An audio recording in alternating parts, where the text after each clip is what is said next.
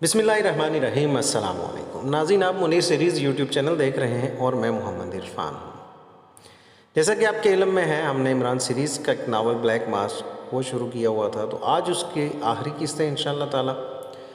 तो इससे पहले आपसे गुजारिश है कि आप हमारी वीडियो को लाइक करने के साथ साथ हमारे इस चैनल को सब्सक्राइब कर लीजिए और साथ ही साथ बेल नोटिफिकेशन को ऑल पे सेट कर लीजिए और कमेंट बॉक्स में अपनी ख्यालात का इजहार ज़रूर किया कीजिए। चलिए शुरू करते हैं।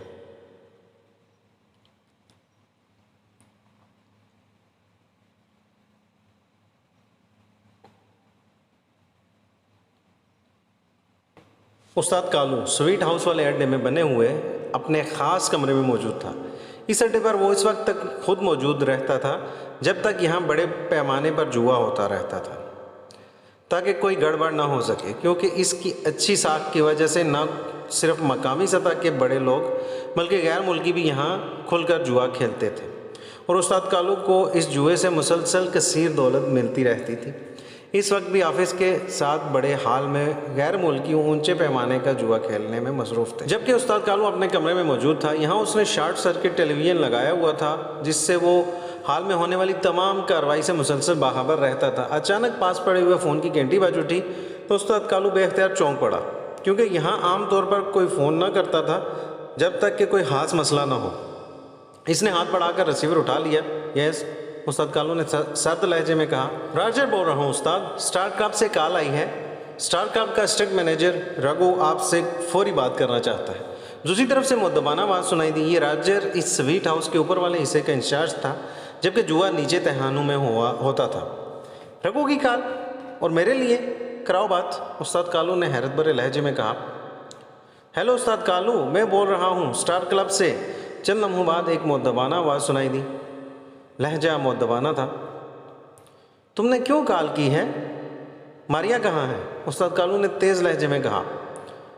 उस्ताद, मैडम मारिया को अगवा कर लिया गया है, दूसरी तरफ से कहा गया। तो उस्ताद कालू बेख्तियार उछल पड़ा। इसके चेहरे पर यक लख्त जलजले के से असरात उभर आए थे। क्या क्या कह रहे हो? ये कैसे मुमकिन है? कौन ऐसी हरकत कर सकता है? उस्ताद कालू ने हल्के बल चीखते हुए कहा। उस्ताद, मैडम मारिया अपने ऑफिस में मौजूद थी। बाहर दो मुसल्लह अफराद भी मौजूद थे। मैं अपने कमरे में था। मुझे मैडम से एक बात पूछनी थी कि मैंने वहाँ फ़ोन किया तो किसी ने फ़ोन अटेंड ना किया, जिस पर मैं हैरान हुआ और फिर मैं खुद वहाँ गया तो वहाँ दोनों मुसल्लह अफराद गायब थे। मैं ऑफिस में गया तो वहाँ ना ही वो मुसल्लह अफराद थे और ना मैडम मारिया। उकबी रास्ते का दरवाज़ा खुला हुआ था। मैंने जब मज़ीद मालूमात हासिल की तो मुझे बताया गया कि उकबी दरवाज़े के सामने एक बड़ी सी कार देखी गई है और मैडम मारिया के ऑफिस में आखिरी बार दो आदमी गए थे, जिनमें से एक मुकामी आदमी था जबकि दूसरा अकरेमी देवकामत हबशी था। इस मुकामी आदमी ने अपना नाम कोबरा बताया था और इसने काउंटर पर कहा था कि वो दौलताबाद से आया है, मैडम के लिए कोई बड़ा काम लाया है, जिस पर मैडम ने इन्हें अपने ऑफिस में बुला लिया। इसके बाद वो दोनों भी गायब हो गए और मैडम भी और दोनों मुसल्ला मुहाफिज भी। मैंने पार्किंग वाले आदमी से मालूमात हासिल की हैं। इसने बताया है कि ये दोनों बड़ी जहाज़ी साइज़ की कार में आए और फिर कार को पार्किंग में रोककर क्लब में चले गए। इसके बाद वो मुकामी आदमी अकेला पार्किंग में आया और कार लेकर चला गया और ये वही कार है जो उकबी दरवाजे के सामने देखी गई है। इसका मतलब है कि इन दोनों ने मैडम और इन दोनों मुसल्लह अफराद को अगवा किया है और उकबी दरवाजे से निकालकर कार में डालकर ले गए। मैंने अपने आदमी को शहर में फैला दिया है ताकि इस कार को और इन लोगों को तलाश किया जाए। रघु ने पूरी तफसील से रिपोर्ट देते हुए कहा। वहाँ मारिया के ऑफिस में फ़ोन दब्बे तो नहीं हैं? उस्ताद कालू ने हॉर्न भेजते हुए कहा। नहीं उस्ताद, मैंने खुद गौर से चेकिंग की है, वहाँ ऐसी कोई बात नहीं है, रघु ने जवाब देते हुए कहा। अपने आदमी को कहो कि वो इस कार को हर कीमत पर तलाश करें और फिर अगर मालूम हो जाए तो मुझे मेरे ऑफिस के फ़ोन नंबर पर इतला देना, उस्ताद कालू ने कहा और इसके साथ ही इसने रिसीवर रखा और उठकर बैरूनी दरवाजे की तरफ बढ़ गया। थोड़ी देर बाद इसकी कार स्वीट हाउस से निकलकर तेज़ी से अपने मखसूस ऑफिस की तरफ बढ़ी चली जा रही थी। इस अक्रेमियन हबशी और मकामी आदमी के हवाले से वो समझ गया था कि ये वही स्नेक किलर्स का सिलसिला है और वो ये भी समझ गया था कि रास्टर भी इन्हें हलाक करने में नाकाम रहा। बल्कि उन्होंने इंतहाई दीदा दिलेरी से मारिया को भी अगवा कर लिया था। वो अब अपने ऑफिस इसलिए जा रहा था कि वहाँ से अपनी पूरी टीम को मारिया और इन अफराद की तलाश के अहकामात दे सके। वो कार की ऊपरी सीट पर मौजूद था, जबकि कार इसका मखसूस ड्राइवर चला रहा था। लेकिन उन्होंने मारिया को क्यों अगवा किया है? वो इससे क्या मालूम करना चाहते हैं? उस्ताद कालू ने बड़बड़ाते हुए कहा। लेकिन जाहिर है कोई बात इसकी समझ में ना आ रही थी। ऑफिस पहुंचकर वो अपनी मखसूस कुर्सी पर बैठ गया और इसने रिसीवर उठाने के लिए हाथ बढ़ाया ही था कि फ़ोन की घंटी बज उठी, तो उसने हाथ बढ़ाकर रिसीवर उठा लिया। यस, उस्ताद कालू ने गुर्राते हुए लहजे में कहा। रघु बोल रहा हूँ उस्ताद कालू, कार का सुराग लगा लिया गया है। ये car Robert road Olonga cinema के सामने एक बहुत बड़ी इमारत जिसे राना हाउस कहा जाता है, इसमें दाखिल होते हुए देखी गई है। मेरे आदमी इस इमारत की निगरानी कर रहे हैं। दूसरी तरफ से रघु ने मुद्दबाना लहजे में कहा, तुम्हारे जो आदमी वहाँ निगरानी कर रहे हैं, इनकी तादाद क्या है? उस्ताद कालू ने पूछा। 2 आदमी हैं, वो सिनेमा के बरामदे में मौजूद हैं, रघु ने जवाब देते हुए कहा। तुम वहाँ पहुँच जाओ, मैं खुद भी वहीं आ रहा हूँ। हमने अब इस इमारत पर हमला करना है, उस्ताद कालू ने कहा।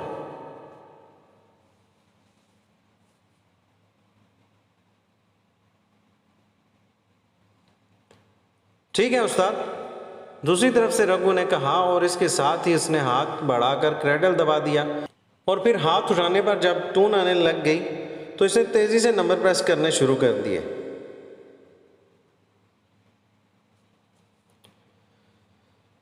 मास्टर क्लब राब्ता कायम होते ही एक चीखती हुई मद्दवाना आवाज़ सुनाई दी। उस्ताद कालू बोल रहा हूँ, यहाँ नसीर होगा, इससे मेरी बात कराओ, उस्ताद कालू ने सर्द लहजे में कहा। ओह अच्छा जनाब, इस बार दूसरी तरफ से इंतहाई मुद्दबाना लहजे में कहा गया। नसीर बोल रहा हूँ उस्ताद, हुक्म फरमाइए।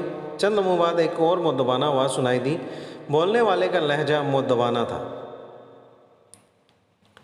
तुम दौलताबाद में रहते हो, क्या तुम वहाँ के किसी ऐसे आदमी को जानते हो जिसे कोबरा कहा जाता हो? उस्ताद कालू ने नसीर से पूछते हुए कहा। दौलताबाद का कोबरा? ओह उस्ताद, वहाँ तो इस नाम का कोई आदमी नहीं है। अलबत्ता यहाँ दारुल हुकूमत में एक आदमी टाइगर है जो कुछ अर्सा कबल अपने आप को दौलताबाद को कोबरा के नाम से मुतारफ़ कराता रहता था, लेकिन अब वो कभी कभार ही इस नाम को इस्तेमाल करता है।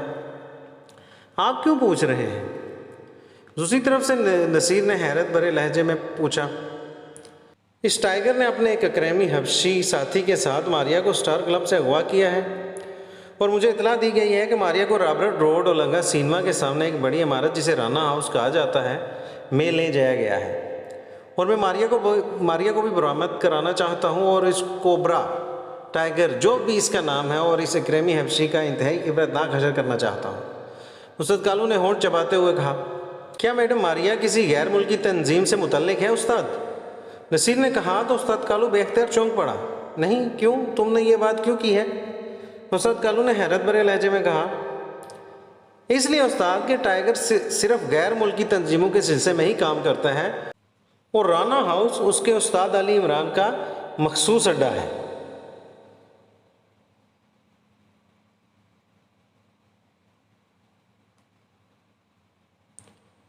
और अली इमरान का ताल्लुक़ पाक एशिया सीक्रेट सर्विस से है और सीक्रेट सर्विस भी ज़ाहिर है गैर मुल्की तंजीमों के ख़िलाफ़ ही काम करती है। मुकामी मामलात में तो वो दखल नहीं दिया करती, इसलिए पूछ रहा था, नसीर ने कहा। तुम इन मामलात के बारे में काफ़ी कुछ जानते हो, उस्ताद कालू ने कहा। हाँ उस्ताद, क्योंकि ये टाइगर मेरा खासा गहरा दोस्त है, नसीर ने जवाब देते हुए कहा। लेकिन मारिया का तो कोई ताल्लुक़ किसी गैर मुल्की तंजीम से नहीं है, उस्ताद कालू ने कहा। फिर यकीनन कोई गलतफहमी हो गई होगी। अगर आप इजाज़त दें तो मैं राना हाउस फ़ोन करके टाइगर से बात करूं, मैं इसकी गलतफहमी दूर कर सकता हूं, नसीर ने कहा। क्या तुम्हें राना हाउस का फ़ोन नंबर मालूम है? उस्ताद कालू ने चौंक कर पूछा। नहीं बॉस, इंक्वायरी से मालूम किया जा सकता है, नसीर ने जवाब दिया। ठीक है, करो बात, बल्कि इसकी बात मुझसे करा दो, मैं ऑफिस में मौजूद हूँ, उस्ताद कालू ने कहा। ठीक है उस्ताद, मैं अभी बात करता हूँ, नसीर ने कहा तो उस्ताद कालू ने ओके कहकर रिसीवर रख दिया। इसका चेहरा अलबत्ता बदस्तूर सुस्ता हुआ था और वो मुसलसल अपने होंठ काट रहा था। फिर काफ़ी देर बाद फ़ोन की घंटी बज उठी। इसने हाथ बढ़ाकर रिसीवर उठा लिया। यस, उस्ताद कालू ने कहा। नसीर बोल रहा हूँ उस्ताद, मास्टर क्लब से। दूसरी तरफ से नसीर की आवाज़ सुनाई दी। हाँ, क्या हुआ? उस्ताद कालू ने कहा। मेरी टाइगर से भी बात हुई, अब बल्कि इस अली इमरान से भी। मारिया वहाँ मौजूद है और बिल्कुल खैरियत से है। उन्होंने मारिया को इसलिए अगवा किया है कि वो इससे किसी गैर मुल्की तंजीम ब्लैक मास्क के बारे में मालूमात हासिल करना चाहते थे और मारिया ने उन्हें बताया है कि उसका ब्लैक मास्क से कोई ताल्लुक़ नहीं। अलबत्ता इसने इन्हें यह बता दिया है कि तुम्हारा ब्लैक मास्क से ताल्लुक़ है, नसीर ने कहा। तो फिर वो क्या चाहते हैं? उस्ताद कालू ने होंठ चबाते हुए कहा। मेरी अली इमरान से बात हुई है। उसने कहा कि वो उस्ताद कालू से सिर्फ इतना चाहता है कि जब भी ब्लैक मास्क की तरफ से असले की सप्लाई पाक एशिया पहुँचे वो इन्हें इतला कर दे और खुद पीछे हट जाए, तो वो तुम्हें और तुम्हारे इलाके टागोरा को भूल जाएंगे। इनकी दिलचस्पी तुमसे या तुम्हारे आदमी और अड्डों से नहीं है, बल्कि ब्लैक मास्क से है। मैंने तुम्हें पहले ही बताया था उस्ताद कि वो गैर मुल्की तंजीमों में दिलचस्पी रखते हैं, मुकामी मामलात में नहीं लेते। नसीर ने जवाब देते हुए कहा। क्या तुम मेरी इनसे बात करा सकते हो? उस्ताद कालू ने चंद लम्हे खामोश रहने के बाद कहा। वो खुद तुमसे बात करना चाहते हैं। मैं तुम्हें फ़ोन नंबर बता देता हूँ, तुम खुद बात कर लो, नसीर ने कहा और इसके साथ ही इसने टेलीफोन नंबर बता दिया। ठीक है, मैं तुम्हारे हवाले से बात कर लेता हूँ, उस्ताद कालू ने कहा और हाथ बढ़ाकर क्रेडल दबा दिया। फिर टून आने पर उसे तेज़ी से वो नंबर प्रेस करने शुरू कर दिए जो इसे नसीर ने बताए थे। राना हाउस, एक सख्त सी आवाज़ सुनाई दी। मैं उस्ताद कालू बोल रहा हूँ, मुझे मास्टर क्लब के नसीर ने यह नंबर दिया है, टाइगर या इमरान से बात कराओ, उस्ताद कालू ने तेज़ लहजे में कहा। होल्ड करो, दूसरी तरफ से कहा गया। Ali Imran MSc DSc action बोल रहा हूँ। चंद लम्हों बाद एक नरम सी और चहकती हुई आवाज़ सुनाई दी तो उस्ताद कालू के चेहरे पर इंतहाई हैरत के तासुरात उभर आए। मैं उस्ताद कालू बोल रहा हूँ, क्या तुम वही इमरान हो जो सीक्रेट सर्विस के लिए काम करता है? उस्ताद कालू ने हैरत भरे लहजे में कहा। सीक्रेट सर्विस के लिए काम करने वाले नाम नहीं बताया करते। वैसे तुम कौन से स्कूल में पढ़ाते हो ताकि मैं भी वहीं दाखिला ले लूँ? बड़े अरसे बाद किसी उस्ताद का इस कदर खूबसूरत नाम सुना है, उस्ताद कालू। वाह वाह, क्या दिलकशी है इस नाम में, दूसरी तरफ से कहा गया।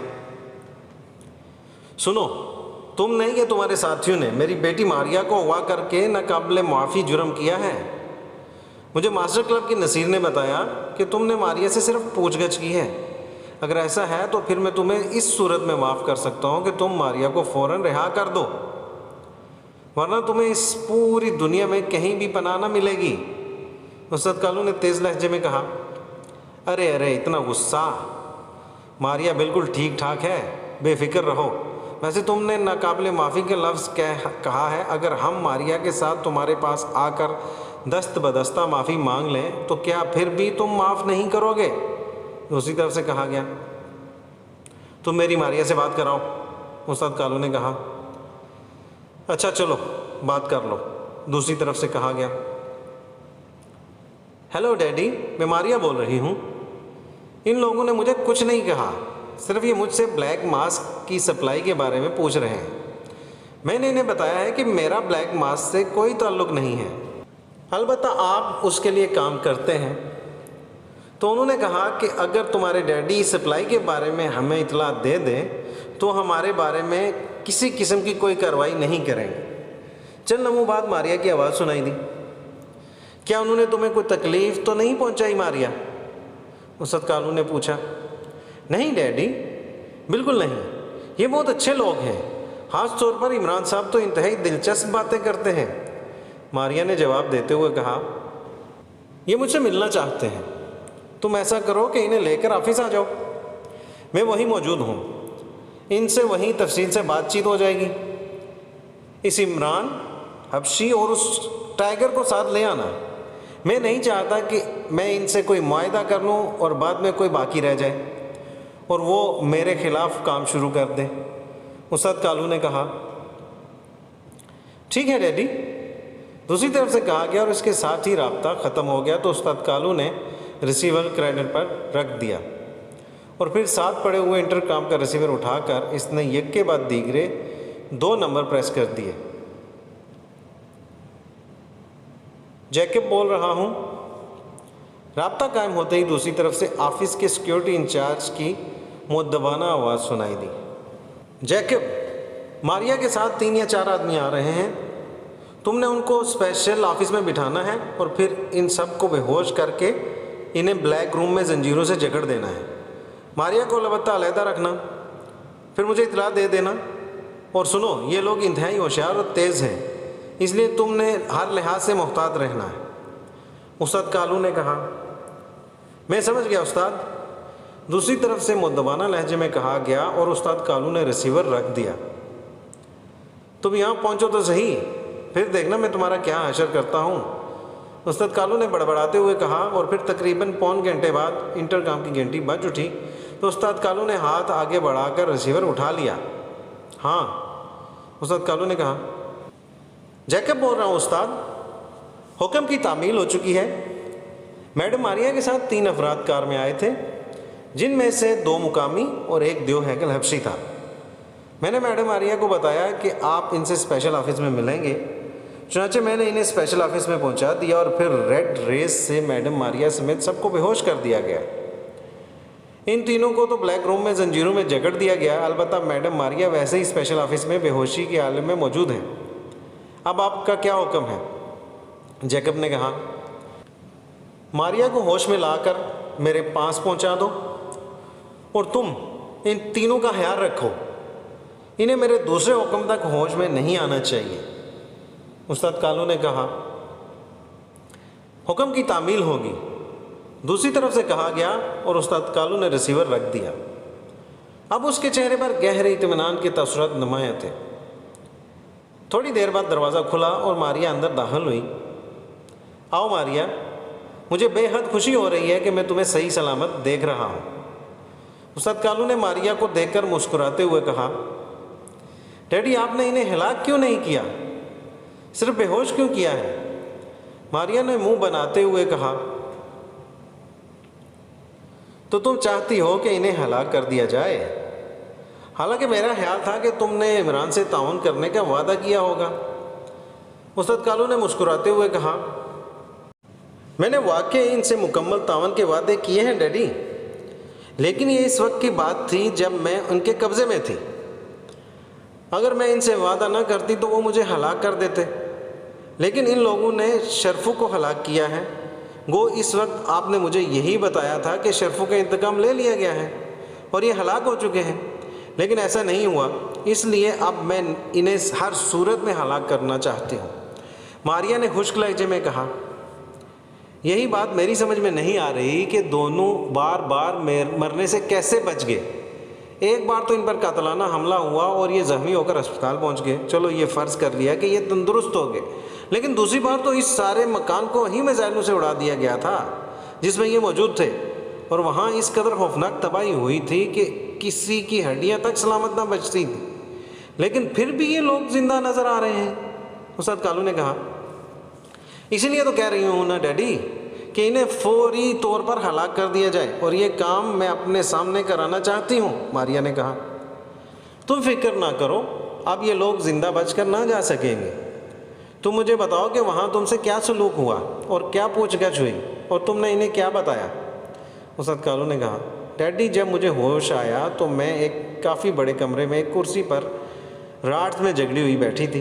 एक आदमी जिसका नाम अली इमरान है और दूसरा कोबरा सामने कुर्सी पर बैठे हुए थे, जबकि दो हैकल हबशी जिनमें से एक मेरे ऑफिस में आया था वो अक्रेमियन नजात था, जबकि दूसरा अफ्रीकी नजात था। वो इमरान और कोबरा की कुर्सियों के पीछे देवों की तरह खड़े थे। इस इमरान ने मुझसे पूछगछ की। वो ये जानना चाहता था कि ब्लैक मास्क की तरफ से कंप्यूटराइज्ड बारूदी सुरंगों की सप्लाई पाक एशिया कब और किस तरह पहुंचेगी। मैंने इसे बताया कि ब्लैक मास से हमारा कोई ताल्लुक़ नहीं है, लेकिन इसे तफसील से मालूम था कि आप यहाँ ब्लैक मास की नुमाइंदगी करते हैं, जिस पर मुझे एतराफ़ करना पड़ा। लेकिन मैंने इन्हें बताया कि मुझे इस बारे में कोई इल्म नहीं है। मैंने इन्हें बताया कि आपने मुझे बताया था कि ब्लैक मास की सप्लाई कैंसिल कर दी गई है। वो आपके ऑफ़िस के बारे में पूछते रहे, लेकिन मैंने इन्हें बताया कि मुझे तफसील का इल्म नहीं है, क्योंकि मैं कभी वहाँ नहीं गई। फिर नसीर की कॉल टाइगर के लिए आ गई और फिर इस इमरान ने नसीर से तफसील से बातचीत की और इस नसीर ने यही बात की कि अगर उस्ताद कालू ब्लैक मास के बारे में तफसील बता दे तो वो मुझे सही सलामत और ज़िंदा छोड़ देंगे।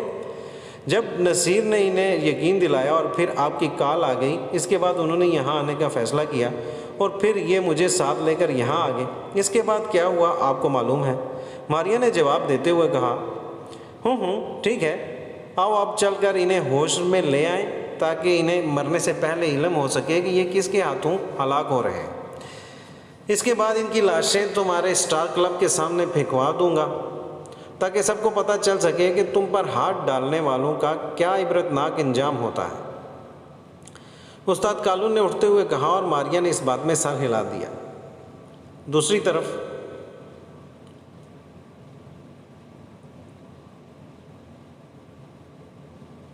दर्द की तेज़ लहर इमरान के जिस्म में दौड़ती चली गई और इसके साथ ही इसकी आंखें एक झटके से खुल गईं। पहले चंद लम्हे तो इसकी आंखों में धुंध छाई रही, लेकिन फिर जैसे ही धुंध साफ़ हुई इसने बेख्तियार एक तवील सांस ली। इसके जहन में वो लम्हा आ गया जब वो मारिया के साथ एक कमरे में जाकर बैठा ही था कि छत से सुर्ख रंग की रोशनियाँ निकली और इन रोशनियों से पूरा कमरा भर गया और इसके साथ ही इमरान के जहन पर इस तरह अंधेरा छा गया जैसे कैमरे का शटर बंद होता है। जबकि अब इसने देख लिया था कि वो दीवार के साथ फौलादी जंजीरों में झगड़ा हुआ खड़ा है। इसके सामने कुर्सी पर मारिया और इसके साथ एक आदमी मौजूद है जिसके चेहरे पर इंतहाई खबासत के तासुरात पूरी तरह नुमायाँ थे। इन दोनों के पीछे दो गुंडे खड़े थे जिनके हाथों में मशीन गन्नें थीं और एक आदमी सबसे आखिर में मौजूद टाइगर के बाजू में इंजेक्शन लगा रहा था। अपने लिबास और अंदाज से वो भी गुंडा ही दिखाई दे रहा था। तो तुम्हारा नाम अली इमरान है और तुम पाक एशिया सीक्रेट सर्विस के लिए काम करते हो। मारिया के साथ बैठे हुए आदमी ने बड़े तंजिया लहजे में इमरान से मुखातिब होकर कहा, करते हो नहीं बल्कि करते थे के अल्फाज इस्तेमाल करो उस्ताद कालू। इमरान ने मुंह बनाते हुए कहा, क्यों, क्या मतलब? इस आदमी ने चौंक कर कहा, जाहिर है अब तुमने मुझे गोली मार देनी है, इसलिए करते हो वाली बात ख़त्म हो गई। इमरान ने जवाब दिया तो वो आदमी बेख्तियार हंस पड़ा। तुम वाकई हकीकत पसंद इंसान हो। गो तुमने और तुम्हारे साथियों ने मारिया को कोई नुकसान नहीं पहुंचाया, लेकिन तुम लोगों ने मारिया पर हाथ डालकर नाकाबिले मुआफ़ी जुर्म किया है और इस जुर्म की कम से कम सज़ा मौत है, इबरतनाक मौत। उस्ताद कालू ने गुर्राते हुए लहजे में कहा, और ज़्यादा से ज़्यादा क्या है वो भी बता दो। वैसे मुझे आज एक मुहावरे की समझ आई है कि सग आज़ाद हैं और पत्थर बंधे हुए हैं। मैं सोचा करता था कि ये कैसे मुमकिन हो सकता है, लेकिन आज ये सिचुएशन देखकर मुझे मालूम हुआ है कि इस मुहावरे का असल मकसद क्या है। अब देखो, स्नेक आज़ाद हैं और किलर बंधे हुए हैं। इमरान ने मुसलसल बोलते हुए कहा, मास्टर मैं तो आपकी वजह से खामोश हूँ, वरना। इमरान की बात ख़त्म होते ही जवाना ने गुर्राते हुए लहजे में कहा, अभी खामोश रहो, मुझे उस्ताद कालू से दो चार बातें कर लेने दो, शायद फिर इसका मौका मिले ना मिले। और बुज़ुर्ग कहते हैं कि जो मौका भी मिले इसे गनीमत समझना चाहिए। इमरान ने कहा, तुम मुझसे यही पूछना चाहते हो ना कि ब्लैक मास की सप्लाई कब पाक एशिया आएगी? तो मैं तुम्हें बता दूं कि ब्लैक मास की सप्लाई कैंसिल कर दी गई है। उस्ताद कालू ने जवाब देते हुए कहा, वो शायद शक का मतलब ही ना जानता था, वरना अगर इमरान शक की बजाय कुत्ते का लफ्ज़ इस्तेमाल करता तो शायद उस्ताद कालू अब तक गुस्से से पागल हो चुका होता। ये बात तो मारिया ने भी मुझे बताई थी, लेकिन मुझे मालूम है कि ये बात गलत है, क्योंकि इतनी बड़ी सप्लाई वो सिर्फ खौफ की वजह से कैंसिल नहीं कर सकते। उन्होंने लामहला इसके लिए कोई नया इंतज़ाम किया होगा, तो मुझे इस इंतज़ाम के बारे में बता दो। इमरान ने मुंह बनाते हुए कहा, इसकी उंगलियां इस दौरान कलाइयों के गिर्द मौजूद फौलादी कड़ों के बटनों को टटोलकर इन पर जम चुकी थी। उसके दोनों बाजू के गिर्द कड़े थे जिनके साथ मुंसलिक फौलादी जंजीरें दीवारों में नस्ब कड़ों में डाली गई थीं, जबकि इसके दोनों पैर कड़ों से आज़ाद थे। शायद उस्ताद कालू इसके आदमी के नुक्ता नज़र से सिर्फ हाथों में फौलादी कड़े और जंजीरें डाल देना ही काफ़ी था। इमरान ने यह चेक कर लिया था कि टाइगर की उंगलियां भी मुड़कर कड़ों पर मौजूद बटनों पर जमी हुई थी, जबकि जोआना ने अपने दोनों बाजू को इस अंदाज में आगे की तरफ कर रखा था कि जैसे वो झटका देकर इन जंजीरों को कड़ों समेत दीवार से निकाल देना चाहता हो। कोई इंतजाम नहीं, अब मजीद बातचीत ख़त्म।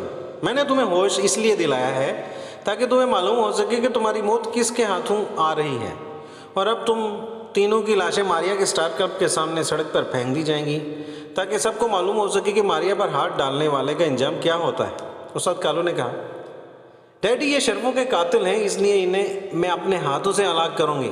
मारिया ने अचानक उठकर खड़े होते हुए कहा, इस वक्त तो तुम कह रही थी कि तुम्हारे डैडी हमसे मुकम्मल ताउन करेंगे, अब तुम खुद ताउन से इनकार कर रही हो। इमरान ने मुस्कुराते हुए कहा, उस वक्त की बात दूसरी थी, मारिया ने कहा, और इसके साथ ही वो हुक्म में खड़े हुए आदमी से मशीन गन लेने के लिए मुड़ी ही थी कि इमरान ने उंगलियों से बटन प्रेस कर दिए और कड़कड़ाहट की आवाज़ के साथ ही इसके दोनों हाथों से जंजीरें खुलकर दीवार से जा टकराईं। जंजीरों के इस तरह अचानक खुलने से वो सब बेख्तियार उछल पड़े, लेकिन इससे पहले कि वो संभलते इमरान के हाथों में मशीन पिस्टल नज़र आया और पलक झपकने से भी कम अरसे में कमरा मशीन पिस्टल की तड़तड़ाहट और इंसानी चीहों से गूंज उठा। ये चीखें उन मुसल्लह अफराद की थीं। इसी लम्हे टाइगर ने भी हाथ जंजीरों से आज़ाद करा लिए, जबकि जोआना ने अपने दोनों हाथों को एक ज़ोर से झटका दिया और एक ही झटके से उसने दीवार में नस्ब दोनों फौलादी कुंडे बाहर निकाल लिए। मारिया और उस्ताद कालू दोनों हैरत की शिद्दत से आंखें फाड़े ये सब कुछ होता देख रहे थे, जैसे बच्चे किसी शोबदाबाज को इंतहाई हैरत अंगेज शोबदा दिखाते हुए देखते हैं। उस्ताद कालू वैसे ही कुर्सी पर बैठे का बैठा रह गया, जबकि मारिया खड़ी हुई थी और मुसल्लह अफराद फर्श पर चंद लम्हों तड़पने के बाद साकत हो चुके थे। टाइगर, तुम और जोआना बाहर जाओ और इस बिल्डिंग में जितने भी सांप मौजूद हैं इनका खात्मा कर दो, इमरान ने सर्द लहजे में कहा। तो टाइगर और जोआना दोनों तेज़ी से दरवाजे की तरफ बढ़ने लगे। तुम भी बैठ जाओ मारिया, और तुम दोनों सुन लो, अगर तुमने मामूली सी भी हरकत की तो दूसरा साथ जान ले सकोगे, इमरान ने उस्ताद कालू और मारिया से मुखातब होकर कहा। और मारिया इमरान की बात सुनकर इस तरह कुर्सी पर गिर गई जैसे इसके जिस्म में से जान निकल गई हो। इसका चेहरा यकलख्त जर पड़ गया था। तुम कैसे आज़ाद होगे, और ये मशीन पिस्टल ये तुम्हारे पास कहाँ से आ गए? उस्ताद कालू ने रुक रुक कर हैरत भरे लहजे में कहा, तुम्हारे आदमी अभी तलाशी लेने का फ़न नहीं जानते। वैसे मैं यहाँ वाकई इस ख्याल के तहत आया था कि तुमसे मुज़ाकरात करके गैर मुल्की तंजीम पर हाथ डालूंगा और तुम्हारी माफ़ी कबूल कर ली जाएगी, लेकिन ये मेरी हमाकत थी कि मैं सांपों की फितरत को भूल गया था, इमरान ने इंतहाई सख्त लहजे में कहा, जबकि इस दौरान जोआना और टाइगर दोनों मशीन गनें उठाए कमरे से बाहर जा चुके थे। जोआना के बाजू में मौजूद कड़े टाइगर ने खोल दिए थे। तुम अब हमारे साथ क्या सलूक करोगे? अचानक मारिया ने कहा। इसका इन्हसार तुम्हारे अपने रद्द अमल पर है, इमरान ने जवाब देते हुए कहा। हमें मुआफ़ कर दो, मारिया ने गिड़गिड़ाते हुए लहजे में कहा। अपने बाप से कहो कि वो ब्लैक मास्क की सप्लाई के बारे में तफसील बता दे और फिर इस तफसील को कंफर्म करा दे। इसके बाद माफ़ी के बारे में सोचा जा सकता है, इमरान ने जवाब देते हुए कहा। अगर तुम वादा करो कि हमें छोड़ दोगे तो मैं तुम्हें तफसील बता सकता हूँ, उस्ताद कालू ने पहली बार ज़ुबान खोलते हुए कहा। वादा तो मैंने पहले ही मारिया से किया था, लेकिन वादा खिलाफ़ी तुम्हारी तरफ से हुई है, इमरान ने जवाब दिया। मुझसे वाकई गलती हो गई है। मुझे ये ख्याल ना रहा था कि तुम लोग हमारी तरह के नहीं हो, बल्कि इंतहाई तरबियत याफ्ता हो। बहरहाल अब मैं हतमी वादा करता हूँ कि आइंदा ना ही किसी गैर मुल्की तंजीम के लिए काम करूँगा और ना ही तुमसे कुछ छुपाऊँगा, उस्ताद कालू ने कहा। अगर ऐसा करोगे तो फ़ायदे में रहोगे, इमरान ने जवाब देते हुए कहा।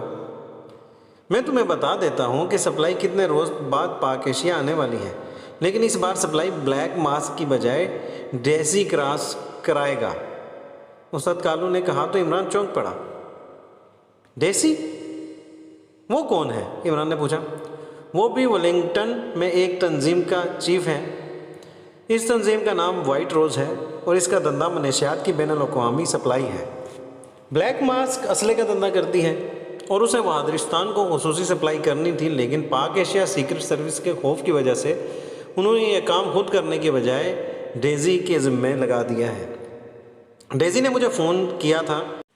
चूँकि यहाँ असले की सप्लाई का सारा सेटअप मेरे पास है, इसलिए इसने कहा था कि मैं इस सप्लाई के काम को मुकम्मल करूँ और मैंने हामी भर ली थी। उसने कहा था कि 1 हफ़्ते बाद सप्लाई आएगी और अभी 1 हफ़्ते में 3 रोज़ बाकी हैं। डेज़ी खुद सप्लाई के साथ आएगा। उस्ताद कालू ने खुद ही सारी तफसील बताते हुए कहा। इसी लम्हे दरवाज़ा खुला तो टाइगर और जोआना अंदर दाखिल हुए। बॉस, यहाँ 4 आदमी थे, इन चारों को हलाक कर दिया गया है। वैसे इस इमारत में इंतहाई सख्त साइंसी हिफाजती इक़दामात हैं। मैंने सारे इंतज़ामात ऑफ कर दिए हैं। टाइगर ने अंदर दाखिल होते ही कहा। तुम्हारा ऑफिस कहाँ है उस्ताद कालू? इमरान ने उस्ताद कालू से मुखातब होकर पूछा। आओ मेरे साथ, मैं तुम्हें वहाँ ले चलता हूँ, उस्ताद कालू ने उठते हुए कहा और इसके साथ ही मारिया भी उठ खड़ी हुई। चलो, इमरान ने कहा और फिर उस्ताद कालू और मारिया के पीछे चलते हुए उस कमरे से निकले और मुख्तलिफ राहदारियों से गुजर कर वो एक शानदार अंदाज के ऑफिस में पहुँच गए। अब इस डेज़ी को फ़ोन करो और इससे पूछो कि सप्लाई कब पहुँच रही है, इमरान ने कहा। मैंने कहा है 2-3 रोज़ बाद आ जाएगी, उस्ताद कालू ने कहा। जो तुमसे कहा जा रहा है वो करो, इमरान ने यकलख्त इंतहाई सर्द लहजे में कहा। तो उस्ताद कालू ने मेज़ पर पड़े हुए फ़ोन्स में से सुर्ख रंग के फ़ोन का रिसीवर उठाया और तेज़ी से नंबर प्रेस करने शुरू कर दिए। इमरान की नज़रें इन नंबरों पर जमी हुई थीं। लाउड का बटन भी ऑन कर देना, इमरान ने कहा और उस्ताद कालू ने आखिर में लाउड का बटन भी ऑन कर दिया। Daisy club. राब्ता कायम होते ही एक नस्वानी आवाज़ सुनाई दी। मैं पाक एशिया से उस्ताद कालू बोल रहा हूँ, चीफ डेज़ी से बात कराओ, उस्ताद कालू ने कहा। ओ अच्छा, होल्ड करो, दूसरी तरफ से कहा गया। हेलो, डेज़ी बोल रहा हूँ। चंद लम्हों बाद एक बारी सी आवाज़ सुनाई दी। उस्ताद कालू बोल रहा हूँ, पाक एशिया से। मैंने सप्लाई के लिए तमाम इंतज़ामात मुकम्मल कर लिए हैं। कब पहुँच रही है ये सप्लाई? उस्ताद कालू ने कहा। ओह उस्ताद कालू, सप्लाई कैंसिल हो गई है। मैं तुम्हें इत्तला देने ही वाला था, दूसरी तरफ से कहा गया। क्यों, क्या हुआ? क्या ब्लैक मास्क ने खुद सप्लाई करने का फैसला कर लिया है? उस्ताद कालू ने चौंक कर पूछा। ओह नहीं, ब्लैक मास्क के आदमी सप्लाई चुराते हुए पकड़े गए हैं और उन्हें एक्रेमियन फ़ौज ने गोली मार दी है और अब वो ब्लैक मास्क का हेडक्वार्टर तलाश कर रहे हैं, इसलिए अब ये सप्लाई नहीं हो सकती, दूसरी तरफ से कहा गया। ओह अच्छा, ठीक है, उस्ताद कालू ने कहा और रिसीवर रख दिया। ओके, अब तुम बताओ कि ब्लैक मास्क का हेडक्वार्टर कहाँ है और उसका चीफ कौन है? इमरान ने पूछा।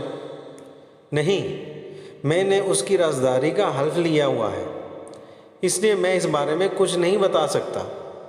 तुमने वादा किया था कि हमें ज़िंदा छोड़ दोगे, इसलिए अब तुम अपना वादा पूरा करो, उस्ताद कालू ने कहा। मारिया, तुम क्या कहती हो? तुम्हें यकीनन इसके बारे में इल्म होगा, इमरान ने मारिया से मुखातब होकर कहा। मुझे कुछ नहीं मालूम, मारिया ने जवाब देते हुए कहा। टाइगर, ऑफिस की तलाशी लो, इमरान ने टाइगर से कहा और टाइगर ने इस बात में सर हिला दिया और तेज़ी से बड़ी सी ऑफिस टेबल की तरफ बढ़ा ही था कि अचानक उस्ताद कालू ने बिजली किसी तेज़ी से उछलकर इमरान पर हमला कर दिया। वो शायद इससे मशीन पिस्टल छीनना चाहता था, लेकिन दूसरे ही लम्हे वो यकलख्त चीखता हुआ हवा में उछला और सीधा जोआना के पैरों में जा गिरा। इमरान ने उसके उछलते ही अपनी एक टांग को मखसूस अंदाज में घुमाया था, जिसके नतीजे में उस्ताद कालू हवा में कलाबाजी खाकर चीखता हुआ एक धमाके से जोआना के सामने फर्श पर जा गिरा था। और ऐन इसी लम्हे मारिया ने टाइगर पर छलांग लगा दी थी, लेकिन उस्ताद कालू की तरह वो भी चीखती हुई उछलकर मुंह के बल कालीन पर जा गिरी थी। जोआना ने अपने सामने गिरे हुए उस्ताद कालू के सीने पर अपना पैर रख दिया था, जबकि मारिया नीचे गिरकर एक झटके से सीधी हुई तो इसकी नाक से खून फव्वारे की तरह निकल गया था। इसकी नाक कुर्सी से टकराकर पिचक सी गई थी।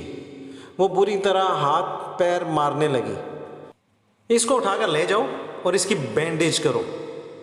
इमरान ने टाइगर से मुखातिब होकर कहा तो टाइगर ने झुककर मारिया को उठाया और इसे उठाए हुए वो तेज़ी से ऑफिस से बाहर निकल गया। इसका क्या करना है मास्टर?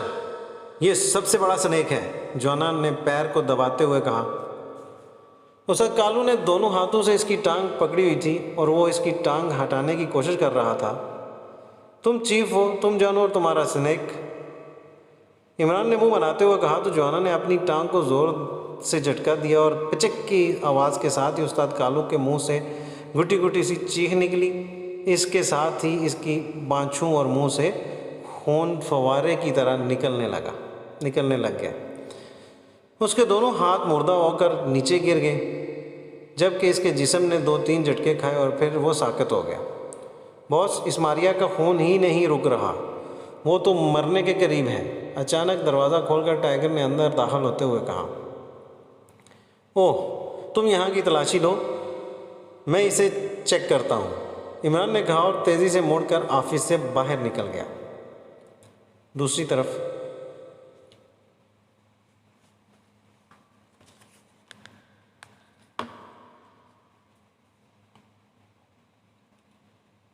इमरान जैसे ही दानिश मंजिल के ऑपरेशन रूम में दाखिल हुआ, ब्लैक ज़ीरो एहतरामन उठ खड़ा हुआ। बैठो। सलाम दुआ के बाद इमरान ने कहा और ख़ुद भी अपनी मखसूस कुर्सी पर बैठ गया। आपने बहुत दिनों बाद दानिश मंजिल का चक्कर लगाया है, जबकि मेरा ख्याल था कि आप इस ब्लैक मास्क के सिलसिले में क्रेमिया जाने का प्रोग्राम बनाएंगे, ब्लैक ज़ीरो ने कहा। क्रेमिया गए बगैर ही ब्लैक मास्क वाइट मास्क में तब्दील हो चुका है, इमरान ने मुस्कुराते हुए जवाब दिया तो ब्लैक ज़ीरो बेख्तियार चौंक पड़ा। क्या मतलब? क्या हुआ? ब्लैक ज़ीरो ने चौंक कर पूछा। क्रेमियन मिलिट्री इंटेलिजेंस ब्लैक मास्क की तलाश में सरगर्दा थी, क्योंकि उसने बहादुरिस्तान के मुखालिफ ग्रुपों को कंप्यूटराइज्ड बारूदी सुरंगें सप्लाई करने के लिए मिलिट्री के खुसूसी स्टोर से चुराने की कोशिश की और इसके आदमी पकड़े गए। इस तरह मिलिट्री इंटेलिजेंस को इस बारे में मालूमात मिल गई। इमरान ने कहा, ओह, तो क्रेमियन मिलिट्री इंटेलिजेंस ने इन्हें ट्रेस करके ख़त्म कर दिया। ब्लैक ज़ीरो ने कहा, नहीं, ये कारनामा स्नेक किलर्स ने सरअंजाम दिया है, इमरान ने मुस्कुराते हुए कहा तो ब्लैक ज़ीरो बेख्तियार चौंक पड़ा। इसके चेहरे पर हैरत के तासुरात उभर आए थे।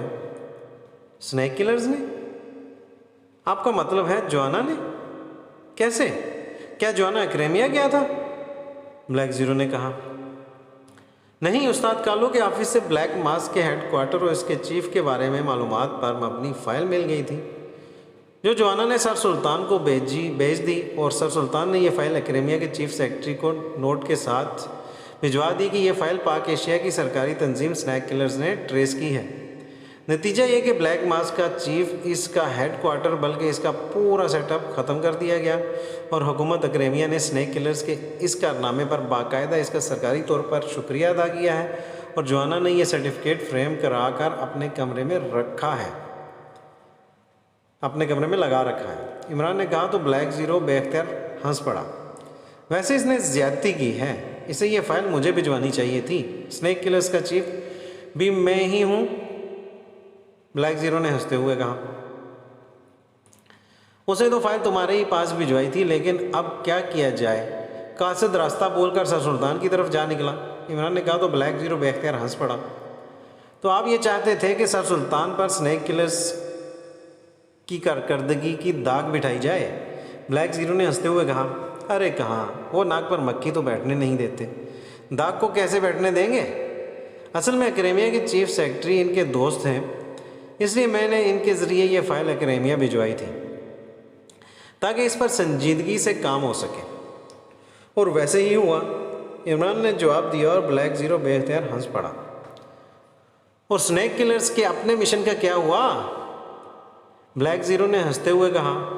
बड़े अजदहा को जॉना ने हलाक कर दिया है, जबकि सांप सपोलियों के खात्मे का काम सुपरिटेंडेंट फयाज के ज़िम्मे लगा दिया गया, क्योंकि टागोरा वाकई स्नैक्स का मस्कन बन चुका था। बहरहाल अब वहाँ से तमाम अंडे ख़त्म कर दिए गए हैं, इमरान ने जवाब देते हुए कहा। लेकिन ये काम तो पुलिस का होता है, इंटेलिजेंस का तो नहीं हो सकता। ब्लैक ज़ीरो ने कहा। फाइल डैडी के पास पहुंच गई थी और इसमें दर्ज था कि टगोरा के इलाके में मौजूद अड्डों के ज़रिए असले की स्मगलिंग की जाती है और असले की स्मगलिंग को रोकना इंटेलिजेंस के दायरे कार में आता है। इमरान ने जवाब दिया तो ब्लैक ज़ीरो एक बार फिर हंस पड़ा। मतलब है कि कासद एक बार फिर रास्ता भूल गया और फाइल सर अब्दुर्रहमान के पास पहुंच गई। ब्लैक ज़ीरो ने हंसते हुए कहा, सुपरिटेंडेंट फयाज वैसे तो पकड़ाई दे ही ना सकता था, और जो तफसील इन अंडों के बारे में उस्ताद कालू के ऑफिस से मिली थी, इससे मैं इस नतीजे पर पहुंचा था कि इनका खात्मा वाकई ज़रूरी है। इमरान ने कहा और ब्लैक ज़ीरो ने इस बात में सर हिला दिया। लेकिन आपने ये सब कुछ बिला ही बाला कर दिया, कम अज़ कम मुझे तफसील तो बता दें, ब्लैक ज़ीरो ने कहा। और इमरान ने मारिया के अगवा से लेकर उस्ताद कालू के ऑफिस में जाने और वहाँ होने वाली तमाम कार्रवाई की तफसील बता दी। मारिया का क्या हुआ? आपने यकीनन इसे ज़िंदा छोड़ दिया होगा, ब्लैक ज़ीरो ने कहा। नहीं, वो ऐसी बीमारी में मुब्तला थी कि एक बार खून अगर इसके जिस्म से निकलने लग जाए तो इसे रोका नहीं जा सकता था। मैंने बड़ी कोशिश की, हत्ता कि इसे अस्पताल तक पहुंचाने की भी कोशिश की, लेकिन वो जांबर ना हो सकी, इमरान ने जवाब दिया।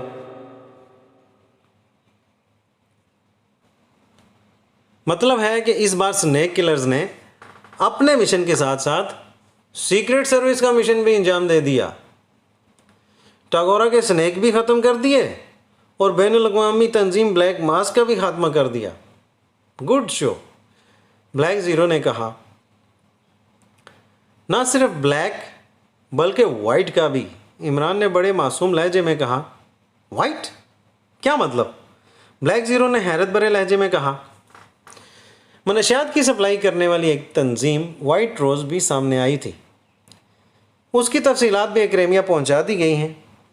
नतीजा ये है कि ब्लैक मास्क के साथ साथ वाइट रोज़ का भी खात्मा कर दिया गया और इस तरह ब्लैक एंड वाइट दोनों स्नेक ख़त्म हो गए, इमरान ने जवाब दिया। और ब्लैक ज़ीरो बेख्तियार हंस पड़ा।